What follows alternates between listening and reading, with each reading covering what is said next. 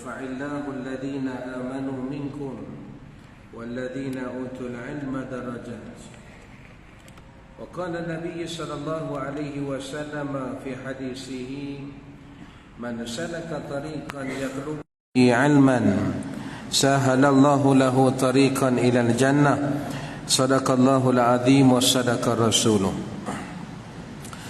نوينا تعلم والتعليم والتذكر والتذكير والنفع والانتفاع والإفادة والاستفادة والحث على التمسك بكتاب الله وسنة رسوله صلى الله عليه وسلم والدعاء إلى الهدى والدلالة على الخير ابتغاء وجه الله ومرضاته وقربه وثوابه. اللهم إنا نسألك فهم النبيين وحفظ المرسلين وإلهام الملائكة المقربين برحمتك يا أرحم الراحمين. اللهم افتح علينا حكمتك وانشر علينا من خزائن رحمتك يا أرحم الراحمين. آمين آمين آمين يا رب العالمين. أما بعد. Muslimin dan muslimat, hadirin dan hadirat, tuan-tuan dan puan-puan, mudah-mudahan saya mendoakan kita semua yang berada dalam Masjid Kota Damansara ini, mudah-mudahan kita semua dirahmati dan dikasihi oleh Allah Ta'ala. Amin. Jadi alhamdulillah, pertama sekalinya dan selama-lamanya, marilah sama-sama kita mengucapkan rasa syukur pada Allah Ta'ala kerana masih lagi Allah Ta'ala memberi ruang dan peluang serta keizinan kepada kita untuk sama-sama diberi kehidupan buat kali yang seterusnya di atas muka bumi Allah Subhanahu Wa Ta'ala ini. Dan syukur yang tidak terhingga kita ucapkan juga dengan memperbanyakkan melazimi dengan ucapan kalimah zikir, di antaranya dengan lafaz tahmid. Alhamdulillah, alhamdulillah, summa alhamdulillah, yang membawa reti segala puji yang layak kami puji hanya kepadamu wahai Allah, kerana masih lagi Allah Ta'ala memilih kita di kalangan hamba-hambanya sehinggalah ke malam ini yang untuk sama-sama kita terus istiqamah di dalam melaksanakan perkara tugas dan tanggungjawab yang telah Allah galaskan kepada kita selaku hamba. Dan syukur kerana pada malam ini sekali lagi kita diberi kesempatan untuk bertemu dalam kuliah maghrib bulanan kita pada setiap hari Jumaat minggu yang kedua. Dan sudah pasti tuan-tuan dan puan-puan, kita masih lagi menyusuri hadis-hadis yang telah disahihkan oleh Imam Al-Bukhari radhiyallahu anhu wa rahimahullahu taala.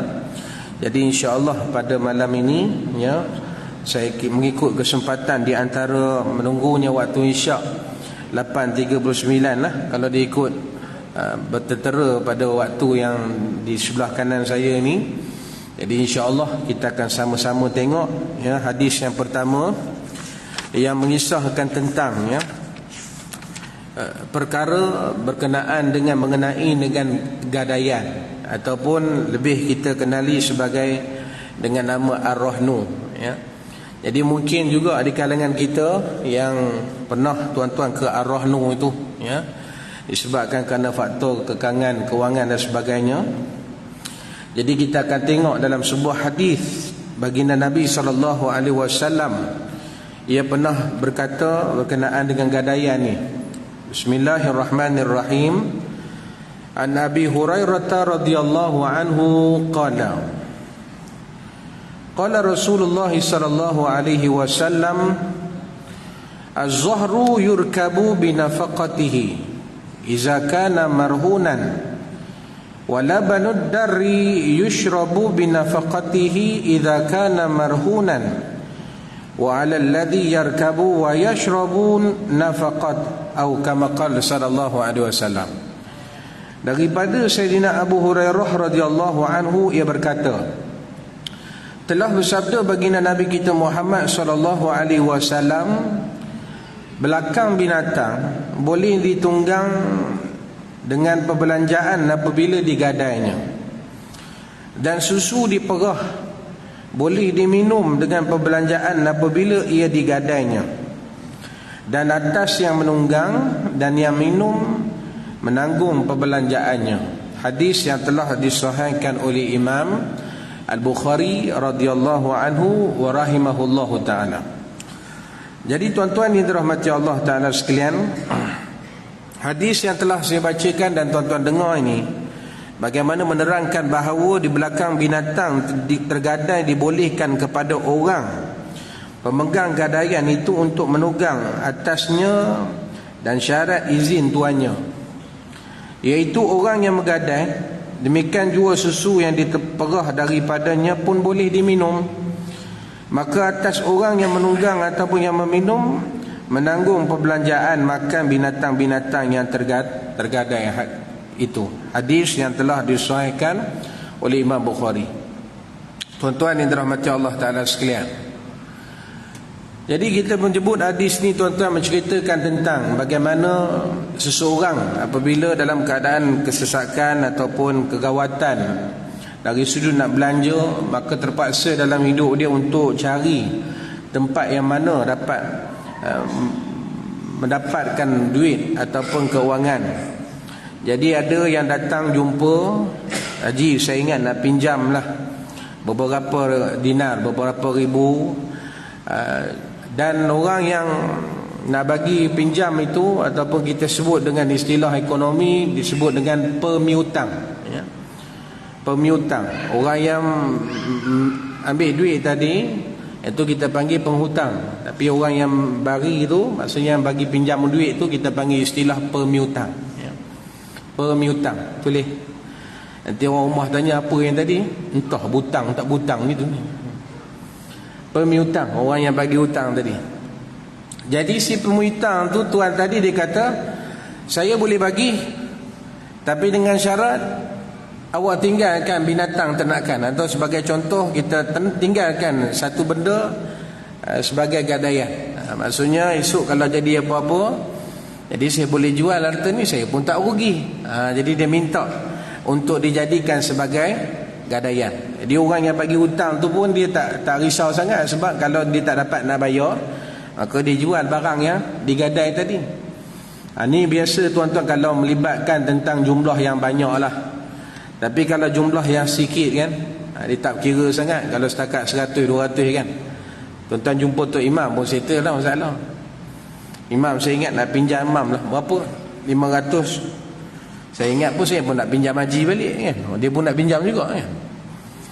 Jadi kalau melibatkan 200-300 ni saya ingat tak jadi isu sangat. Tapi kalau melibat sampai 5-6 ribu, jadi sudah pasti tuan-tuan orang yang nak bagi pinjam tu dia minta apa yang awak boleh cagarkan, boleh bagi pinjam, boleh jadikan sebagai cagaran.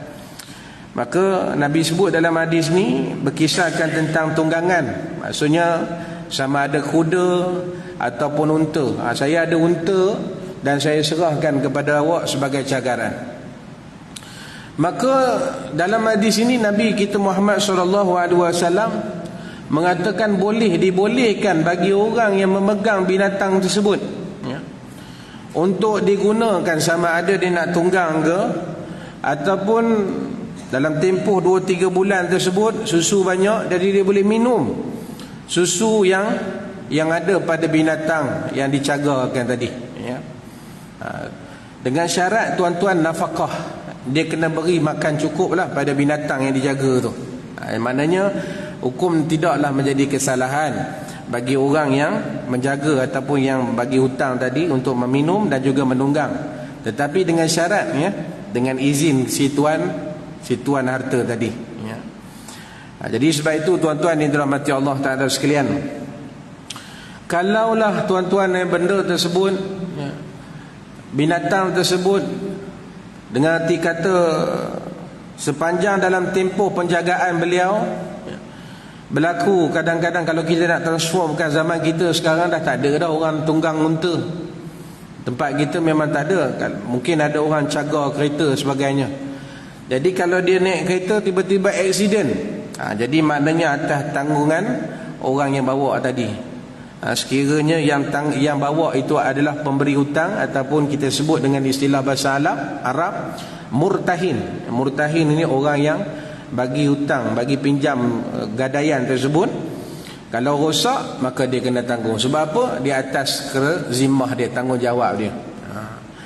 Jadi sekiranya tuan-tuan berlaku satu isu ya, kadang apa sebab kerana cagaran ini. Kerana cagaran ini tuan-tuan kena ingat, ini adalah salah satu daripada bahan. Sekiranya kalau orang yang berhutang tadi dia tak mampu untuk melunaskan, jadi si orang yang pegang amanah tadi, pegang barang cagaran tadi, dia boleh jual dengan harga yang dia perlu ambil hanyalah berbaki apa yang berhutang, apa yang dia hutang. Kalau katakanlah dia hutang sebanyak 5,000, dia dah bayar setiap bulan, cuma 1,500 saja, dia tak sempat nak bayar. Jadi orang yang pegang gadaian tadi, dia boleh cari siapa-siapa yang nak beli unta si fulan ni, saya jual dengan harga 5,000. Jadi ramai orang berebut tuan-tuan. Biasa harga pasaran 10,000 harga unta ni. Jadi dia beli, dia tawar dengan harga 5,000. Maka bila dapat 5,000, orang yang pegang cagaran tadi dia tak boleh ambil 5,000, tak boleh. Sebab di situ berlaku kezaliman. Hak dia hanyalah berbaki 1,500. Yang 3,500 ni bagi kepada siapa? Bagi kepada si pemilik tunggangan tersebut, binatang tersebut. Jangan ambil mudah. Hari ni orang salah faham ya. Yang dicaga kalau tak boleh bayar, dia ambil terus barang tersebut, dia jual, dia dapat untung yang banyak. Zalim. Dia berlaku satu namanya istilah riba. Sebab itu tuan-tuan ya, kita yang masuk di mana-mana ar-rahnu, tak kira lah di mana-mana institusi, pasti kita kena cek dulu. Antaranya, sepanjang berada di institusi tersebut harta milik kita tu, tuan-tuan kena cek tuan-tuan ya. Sebab berkenaan dengan emas, perak ni, dia kena zakat. Dia kena cek zakat tu. Saya sebut macam ni sebab kawan saya, dia bawa ke satu institusi, tak boleh sebutlah mana institusi tu ya. Bila dia cek tuan-tuan, rupanya sepanjang 5 tahun dia letak dalam tempat tersebut, pihak tak yang bagi hutang tadi, dia tak carumkan untuk bayar zakat. Sebab saya zakat ni dia bukan semata-mata zakat fitrah, dia ada zakat harta kan, zakat emas. Dan zakat emas pula ada macam-macam jenis. Ada zakat emas yang dipakai, ada zakat emas yang disimpan. Emas yang dipakai ni 85 gram. Macam ibu kita pakai kan, ada pakai sampai 85 gram. Ke 85 kilo, berat sangat tu.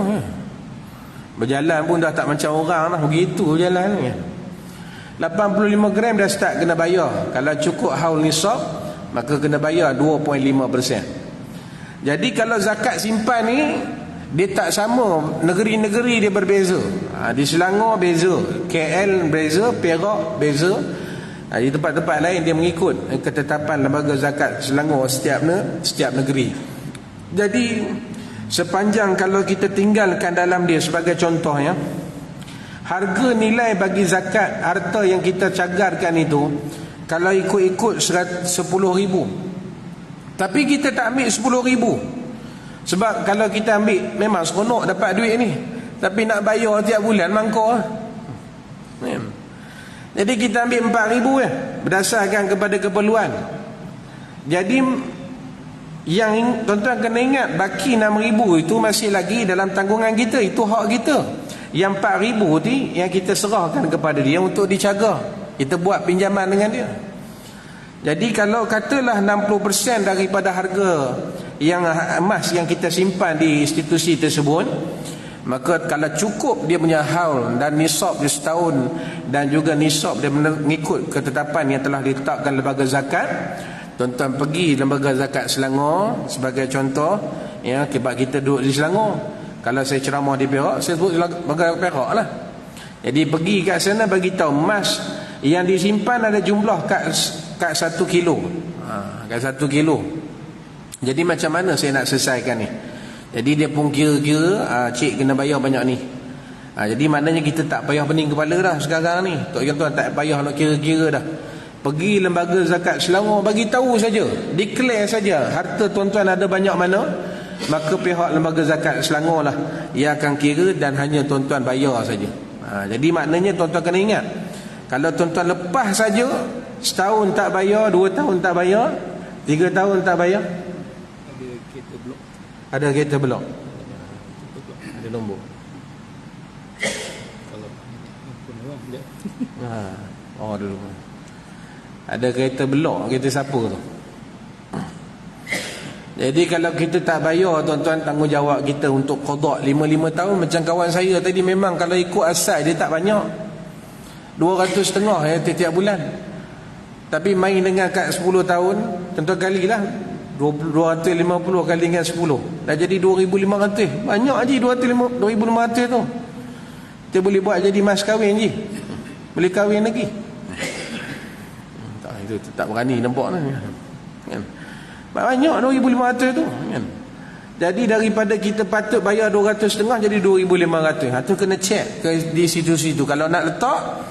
Jadi kena pastikan, tuan-tuan, ya, bahawa harta yang kita cagar itu, ya, dia dibayar zakat ataupun tidak. Jadi tuan-tuan yang dirahmati Allah, di sini ada pengumuman, ya. Ada sebuah kereta KFL 953. Dia nama pun Mazda, nampak? KFL 953, ya. Kerana menghalang kereta untuk keluar, ya. Jadi sebelum kami angkat ramai-ramai, boleh faedah. Tuan-tuan yang dirahmati Allah Ta'ala sekalian. Jadi sebab itu, tuan-tuan, Nabi bagi tahu mudah, ya. Syaratnya kalau orang yang jaga harta tersebut, kalau dia bagi nafkah, ya, maka boleh dia tunggang dan dia minum daripada susu tersebut. Apa sebab? Kerana dia bagi makan, dia bagi minum kepada binatang tersebut. Namun di situ ada juga pandangan yang mengatakan bahawa bukanlah yang dimaksudkan di situ adalah orang yang pegang cagaran tersebut. Yang dimaksudkan dalam hadis ini ialah si tuan, walaupun dia cagar harta tersebut, tetapi dia masih lagi boleh mengambil manfaat di atas tunggangan dia. Dia boleh mengambil manfaat daripada susu yang ada pada binatang unta tadi, maka boleh. Sebab apa? Sebab harta itu masih lagi milik dia, tak bertukar tangan, cuma dicagarkan saja. Jadi walaupun dia berada di tangan tuan-tuan yang memegang amanah tadi, maka dia tak boleh buat sesuka hati dia, tuan-tuan, jual ikut suka, tak boleh. Sebab itu bukan hak dia, kecuali ketika mana si yang berhutang tadi ataupun yang letak cagaran tadi dia luar daripada kemampuan dia, dah memang angkat bendera dah, saya dah tak boleh dah nak selesaikan masalah saya ni. Jadi haji jual lah kereta saya tu, kemudian dapat haji kalau lebih, haji kena bagi balik kat saya. Kalau haji ambil semua, haji terlibat dengan riba. Jadi maknanya mudah faham. Yang saya nak highlightkan di sini bukan sekadar transaksi yang namanya ar-rahnu, tapi yang paling penting adalah zakat tadi. Kena cek dulu institusi itu dia tolong urus tak zakat tu. Kalau dia uruskan, alhamdulillah. Tapi kalau tak uruskan, kita kena update tiap-tiap tahun kalau dia sampai cukup nisab. Ya, wallahualam. Ini berkaitan dengan gadaian. Tuan-tuan yang dirahmati Allah Ta'ala sekalian, hadis yang kedua iaitu memerdekakan seorang hamba di waktu mana gerhana. Dalam sebuah hadis diriwayatkan daripada Asma binti Abi Bakr, Bismillahirrahmanirrahim, an Asma binti Abi Bakrin radhiyallahu anhuma qalat kunna nu'maru 'inda al-kusuf bil ataqati atau kama qala sallallahu alaihi wasallam.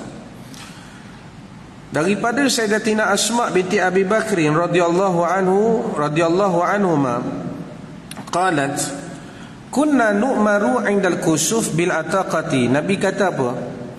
Adalah kami disuruh ketika mana berlaku saja gerhana dengan memerdekakan hamba daripada kehambaan supaya ia menikmati kemerdekaan hidup dalam dunia sesuai dengan asal kejadian manusia, iaitu tiap-tiap seseorang yang dilahirkan dalam keadaan merdeka. Tuan-tuan yang dirahmati Allah Ta'ala sekalian, baik. Dalam hadis yang telah saya bacakan dan tuan-tuan dengar ini, bagaimana kata Sayyidatina Asma, bila ada petanda kusuf ataupun khusuh, gerhana ni, kalau Arab disebut kusuf. Kusuf ni maknanya dialah gerhana matahari, dialah gerhana bulan. Jadi berdasarkan kepada hadis ini, tak kisahlah berlaku mana-mana gerhana sekali, kata Asma, kami disuruh untuk memerdekakan hamba. Hamba kita dah tak ada dah sekarang ni, kan? Tak ada hamba. Ada ustaz. Dekat rumah saya yang tolong basuh baju tu, yang siap makan, itu bukan hamba, itu orang gaji. Ada beza ke tu? Ya. Sistem hamba dah tak ada dah zaman kita ni. Ya. Dulu memang betul tuan-tuan, ada sistem hamba. Mungkin sebab kerana dia berhutang akhirnya tak dapat, maka dicaga diri dia, aku khidmat lah. Dia beza hamba, orang gaji dengan khadam. Beza. Kalau khadam ni macam mana yang pernah dilakukan oleh Sayyidina Anas bin Malik radhiyallahu anhu. Sayyidina Anas ni dia berkhidmat dengan Nabi 10 tahun, ya. 10 tahun dia berkhidmat dengan Nabi SAW. Jadi beza di antara hamba dengan khadam. Nabi kata bila ada saja tanda-tanda kusuh ni ataupun gerhana ni, maka disuruh kepada kami untuk ataqah, bebaskan hamba. Cuma kita nak transformkan dengan kita sekarang ini, ialah kita dianjurkan untuk memberi sedekah. Gitu. Memberi sedekah. Banyakkan bersedekah. Jadi sebab itu Nabi bila Allah Ta'ala utuskan diangkat menjadi Rasul ni, Nabi clearkan dalam masalah akidah. 13 tahun Nabi duduk di Mekah, Nabi selesaikan masalah akidah ni. Orang duk percaya benda-benda khurafat ni. Antara budaya amalan jahiliah disebut oleh baginda Nabi SAW, bila tiba saja bulan gerhana matahari dan bulan ini, kata Rasulullah, inna syamsa wal qamar ayatani min ayatillah la yakhsifan li mautin ahadin wala li hayatihi fa idza ra'aitum dzalika fad'u Allah wa kabbaru wa sallu wa tasaddaqu atau kama qala sallallahu alaihi wasallam.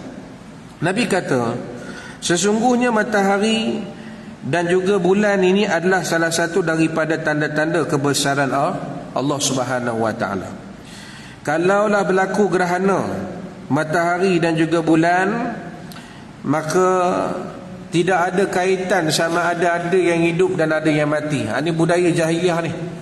Bila ada gerhana, hari ni ada kematian. Kebetulan pula mati. Dia percaya tu. Yang mati tu orang bercakap. Mati tu pun ingat. Jadi dia percaya yang bukan-bukan. Tak ada kaitan. Nabi kata tidak ada kaitan. Cuma Nabi minta bahawa bila dapat tanda-tanda macam ini, Nabi minta kepada para sahabat supaya bangunlah fada Allah, maka hendaklah awak semua berdoa banyak-banyak. Sebab kerana antara waktu yang mustajab ialah waktu gerhana. Begitu juga wakabbaru wasallu, Nabi suruh takbir, maksudnya Allahu akbar, wasallu, semayang. Semayang apa? Kusuh dengan kusuh tu lah, semayang. Banyakkan semayang. Dan yang seterusnya Nabi kata watasaddaqu, dan hendaklah awak bersedekah. Ini yang disuruh oleh baginda Nabi kita Muhammad bila datangnya tanda-tanda gerhana matahari ataupun gerhana bulan. Dia tak ada kaitan dengan hidup dengan kematian, tak ada, ya. Sebab orang Arab ni memang dia pelik-pelik tuan-tuan, ya. Dia benda berlaku walaupun secara kebetulan, tapi dah kerap Allah uji ketika itu. Itu sebab Nabi duduk di Mekah, Nabi tak ajak lagi orang semayang, puasa, zakat dan sebagainya. Tapi Nabi bersihkan dari sudut akidah, suci dulu dalaman. InsyaAllah kalau dah suci dalaman, luaran ni pun akan jadi bersih. Jadi sebab itu nak tahu kesan dia tuan-tuan dapat kita ataupun tidak. Orang yang datang semayang berjamaah, datang semayang ke masjid ni, walaupun dia kerap datang tapi hati kotor, itu yang tak pernah puas hati dengan JK masjid, itu yang balik tak dapat kesan tu. Yang jadi seorang yang baik lah. Ada orang yang memang datang, memang rajin datang, tapi dia cari JK masjid, masalah dengan JK masjid pun boleh tahan juga kan. Itu tak kena, ini tak kena. Saya tahu lah tuan-tuan, saya pernah pegang jawatan imam ni kan. Kadang-kadang tek cicak ada pun sampai nak cari tok siak. Mana siak ustaz? Kenapa haji? Dok ada tek cicak ni, haji nampak haji lah buang ni. Dok tak boleh, yang ni responsibility. Dia kira tanggungjawab, rasa nak menampar orang ada kan.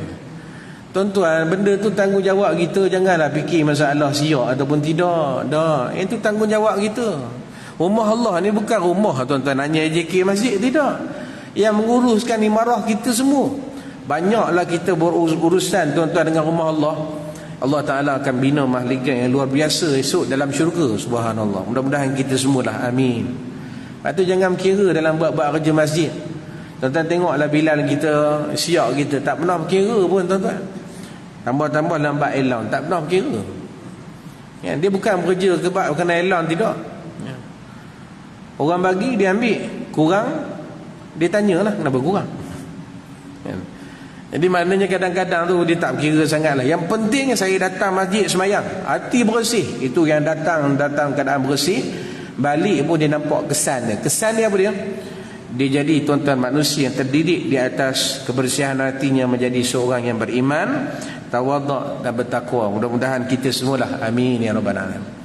Baik, itu bila datang rumah Allah ni, kita kena letak pangkat kita luar. Letak kat luar, macam kita letak slipper tadi, letak gitulah. Walaupun kita tuan-tuan ada yang PhD, saya yakin dan percaya ada orang yang belajar sampai PhD, tapi jangan bawa PhD dalam. Sebab yang datang mengajar ni bukan semua dapat PhD. Jangan kita compare-comparekan. Ada yang mengajar datang bukan belajar sampai Universiti Azhar pun, pondok ya, tapi ilmu dia masya-Allah.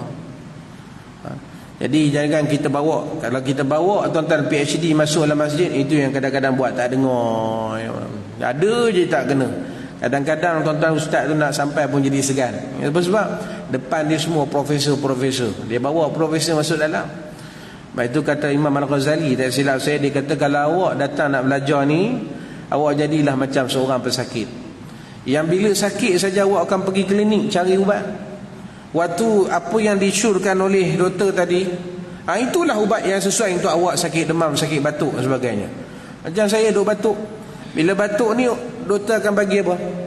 Macam sel yang bulat-bulat tu, supaya kita kemam dia, bagi dia punya batuk yang keras tu jadi dia lembut sikit.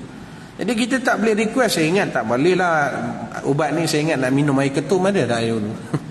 Jangan minta request, itu bukan bidang kita. Kita hanya fakulti syariah, itu saja bidang kita. Mungkin kalau ada orang yang nak bertanya dalam bab syariah, kita boleh jawab.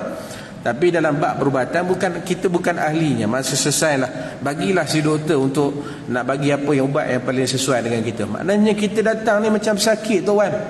Non datuk kita datang ni macam sakit.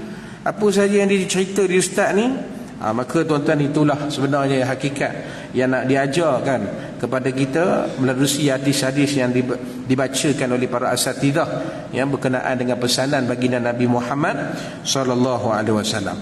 Jadi Nabi kata biasa kepada sahabat, kalau nampak ni banyakkanlah merdekakan hamba. Sebab asal kejadian manusia ni, mereka ni sifat merdeka juga. Tapi sebab kerana kesempitan hidup, terpaksa berhutang sehingga menyebabkan mereka tak dapat nak lunas, jadi ambil dijadikan sebagai hamba. Jadi kita nak transform sekarang ni, maka hendaklah kita banyakkan tuan-tuan bersedekah. Selain itu Nabi Islam menganjurkan kepada kita untuk kita berzikrullah, zikir, berdoa banyak-banyak. Dan bukan setakat itu saja, kita diminta untuk beristighfar, berselawat ke atas Nabi Muhammad sallallahu alaihi wasallam. Itu kalau boleh datang bila nampak gerhana bulan, gerhana matahari, tuan-tuan datanglah masjid, dia akan buat solat gerhana. Sebab itu memang salah satu daripada arahan daripada pihak Jabatan Agama Islam. Tuan-tuan tengok apa yang akan dibincangkan, dicerita dalam khatib di atas mimbar. Dia mengajak kita supaya banyakkan bersedekah, banyakkanlah kita berzikir, banyak beristighfar, jaga hubungan kita sesama manusia. Ni ada yang dah tak bertegur siapa dah sebab kerana pilihan raya pun ada dah. Jadi kita tak nak macam tu. Masing-masinglah tugas kita masing-masing. Tadi pun dalam khutbah tuan-tuan, kalau saya berkhutbah di Kota Emerald. Kota Emerald cerita tentang pemimpin yang kita cari kan, yang kita pilih. Jadi di situ dia sebut tuan-tuan antara ciri-ciri kepimpinan. Yang itulah yang kita nak jadikan. Sebab kita risau tuan-tuan, bukan semata-mata risau pada diri kita. Kita alhamdulillah Allah dah bagi celik tuan-tuan datang solat berjamaah, dengar kuliah. Tapi kita risau, takut tuan-tuan generasi di bawah kita ni, anak-anak, cucu-cucu cicit kita, kalau dalam bab kepimpinan kita rasa dia bukan sebahagian daripada Islam, jangan peliklah tuan-tuan sampai satu tahap bila dah tidak ada lagi tuan-tuan para alim ulama, para asatidah ini, maka manusia ketika itu mencari sebenarnya nilai kehidupan ini. Kerana Nabi mengajar hidup dengan agama ni tak boleh nak pisahkan. Kalau pisah, itu bukan Islam. Jadi waktu tu tercari-cari, anak kita dalam masalah ni pun dia tak dapat cari penyelesaian. Allah uji pada ketika itu, ya. Dah tak ada alim ulama asatidah ni, Dah semua Allah Ta'ala cabut seorang-seorang. Yang tinggal, kata Nabi SAW dalam hadis akhir zaman, yang banyaknya adalah di kalangan khutbah. Khutbah ni orang yang pandai bercakap. Dia tak ada ilmu agama, tak ada, kurang. Tapi dia boleh bercakap. Bila dia bercakap tu kita rasa macam wow, hebat dia, gah dia. Tapi hakikatnya golongan inilah tuan-tuan yang mengambil kesempatan dunia, yang menjualkan Islam. Itu yang ramai kadang-kadang tertipu. Ada yang package umrah tertipu, tipah tertipu. Itu perempuan. Kalau perempuan tipah tertipu, kalau lelaki main tertipu. Banyak orang tertipu. Apa sebab? Dia nilai seseorang itu menerusi janggutnya. Itu dia akhir zaman macam tu. Habis semua tuan-tuan dia tipunya. Yang musim haji dia timbul pula tuan-tuan yang skema badal haji, kan? Skema kan viral itu kan, sekejap viral dalam FB kita. Orang badal haji ni pun kita kena fikir-fikir. Jangan duk tengok. Baru ni saya tengok ada satu, lupa nak ambil gambar, badal haji 1,300. Saya pun pelik tuan-tuan ni, 1,300 je. Dia punya badal haji. Itu bukan badal haji je, ya. Itu bedalnya haji. Habis di bedal, ramai pula orang yang daftarnya. Kalau 100 kali dengan 1,300, tak kaya ke Pak Long tu? Tak payah kerja setahun, tunggu bulan haji je, buat bedal haji balik. Jadi maknanya tuan-tuan, rujuklah pada tempat-tempat yang ada autoriti, yang memang buat haji betul, badal haji ni. Antaranya lembaga tabung haji. Saya pun tak pastilah lembaga tabung haji dia buat lagi ataupun tidak. Sebab baru ni saya forum dengan Ustaz Syed Abdul Qadir kan, Syed Qadir tu. Jadi dia kata tabung haji pun tak buat dah badal haji ni sebab mahal sangat ni. Kos nak suruh orang buat badal haji tu pun dah Saudi letak sampai 5,000 kan. Jadi tak boleh nak buat dah. Wallahualam, saya tak pastilah. Apa pun tuan-tuan ya, maka badal haji ni ataupun umrah dan sebagainya, cek dulu ya.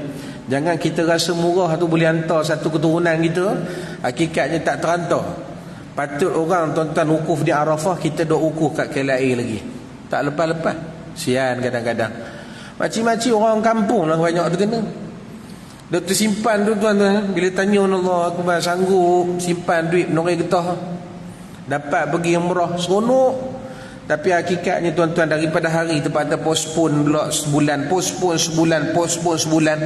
Ni saya cerita benda betul sebab yang kenanya pak saudara saya. Saya kata apa saya, pakcik tak buat, patih tak buat dengan saya pun bawa juga pergi umrah dan 12. Tapi dia kata sebab yang saya buat tu sebab dia selalu datang mengajar ke tempat saya percaya kat dia. Semangat tuan-tuan orang kampung ni, dah lama dah tak pergi umrah. Dia pergi last tahun 93, agak-agak tuan-tuan. Berubah dah, Mekah ni dah berubah dah. Kita hari ni tahun 2022, 23 kita pergi. Nak pergi pula hujung tahun ni mesti berubah. Sekejap sangat perubahan ni berlaku di Mekah. Teringin sangat. Bila dapat pergi ni tuan-tuan, orang-orang kampung kalau pergi umrah, dia macam pergi haji tu. Orang kita kat Kota Damansara, saya tak pastilah. Kalau saya di Kundang tu, orang pergi umrah dia tak macam duduk di kampung. Kalau di kampung dia buat macam pergi haji tu, siap ada azan apa semua tu. Kalau pakai pasut jangan pandang belakang. Dia tak bagi pandang belakang. Tu pergi umrah. Dia buat macam pergi haji tu. Jadi tuan bayangkanlah tuan-tuan, semangat dia kalau nak pergi umrah, nak pergi haji, kenuri sampai 3 kali. Kenuri 3 kali. Lain-lain kali tempat postpone sampai sekarang tak terbang-terbang. Semangat ni, letak beg dekat ruang tamu nak bagi tahu yang dia nak pergi umrah. Tapi dah sebab 3 kali kena postpone, akhirnya beg letak dalam store, nyampah tengok katanya. Betul, ni realiti tuan-tuan, hati-hatilah. Ini Allah Ta'ala uji. Di akhirnya tuan-tuan, kehidupan manusia ni bila tidak menghargai lagi perjuangan apa yang disampaikan oleh Nabi Muhammad SAW melalui ulama, maka yang tinggal adalah khutbah. Dan yang paling malang sekali tuan-tuan ya, apa sebab kita kena memilih pemimpin yang sifatnya seperti mana yang kita dengar dalam khutbah Jumaat tadi. Antara yang perlunya ialah satu, ketika itu kita nak semayang pun terpaksa kena tunggu imam. Imam dah tak ada lah. Sekarang ni mesyuarat agung, orang berebut imam, okey lagi lah. Bila sampai tanda-tanda kiamat yang besar, sampai tak ada dah imam, susah nak cari. Orang nilai imam ni ada janggut, yang pakai jubah, ni lah rupa imam kita. Pakcik tu bawa balik umrah. Balik umrah, kita duduk Mekah Madinah ni mana pakai seluar jeans, tak pakai. Kita pergi Mekah Madinah ni pakai jubah ya. Dengan seluar ni kan, apa namanya? Bantalun ni kan, pakai seluar ni je. Pergi sembahyang. Jadi pakcik tu selama 12 hari, 14 hari duduk Mekah Madinah biasa. Mari datang masjid pun kesan dia punya perubahan tu kan, hijrah tu kan. Dia pun berubah pakai jubah. Jadi orang dah setengah jam imam tak nampak. Jadi orang nilai tuan-tuan yang pakai jubah tu imam. Tu dia imam kita sampai. Pakcik tu dengar orang lantik dia jadi imam. Asal nak berhenti semayang, patah balik semayang kat rumah. Sampai macam tu sekali. Sebab itu dalam bab kepimpinan ni tuan-tuan buka dalam sejarah. Wafatnya Nabi SAW, maka antara perkara yang dibuat oleh para sahabat, mereka cuba mencari pemimpin yang dapat bawa umat selepas daripada kewafatan baginda Nabi. Mereka berbincang di satu tempat yang bernama Saqifah Bani Sa'idah. Tuan-tuan kalau pergi umrah, tuan-tuan dapat gambarkan lah. Sekarang dah dipagar, dia tak boleh masuk dah. Kalau dulu boleh kita masuk, duduk lepak dekat batu-batu tu. Tapi sekarang dia duduk keliling tu, yang dia buat lapang kawasan tu ya. Dan masjid pun yang pertama dibina oleh Nabi pun namanya Masjid Quba pun macam tu juga ya. Sekarang ni mereka pihak Saudi nak jadikan Masjid Quba itu adalah masjid yang terbesar ya, selepas daripada Masjid Nabawi. Maknanya masjid yang kedua di Madinah yang lebih besar daripada Masjid Nabawi. Jadi maknanya tuan-tuan kalau ada duit sikit tuan-tuan ya, pergilah kita tengok ya Bumi Haram. Yang paling penting sekali adalah itulah jaminan daripada Nabi kita Muhammad sallallahu alaihi wasallam ya. Nabi kata apa? Man zara qabri wajabat lahu syafaati. Barang siapa yang hidup di dunia ada semangat rasa nak menziarahi aku, dia nak tunjuk rasa cinta dia kepada aku, wajabat lahu syafaati, maka wajib bagi aku di padang mahsyar nanti aku akan cari dia dan aku akan beri syafaat kepada dia. Mudah-mudahan kita diberi kekuatan dan mendapat syafaat daripada Nabi Muhammad sallallahu alaihi wasallam. Mudah-mudahan, amin ya rabbal alamin. Jadi tuan-tuan yang dirahmati Allah Taala sekalian, dah masuk waktu. Jadi saya kiranya cukup sekadar itu untuk pada malam ini. InsyaAllah untuk akan datang kita akan tengok lagi tuan-tuan berkenaan dengan hadis-hadis yang telah disahihkan oleh Imam Bukhari. Mudah-mudahan apa yang baik semuanya daripada Allah, yang lemah kelemahan daripada diri saya sendiri. Aqulu qawli hadza wa astaghfirullahal azim li wa lakum. Assalamualaikum warahmatullahi wabarakatuh.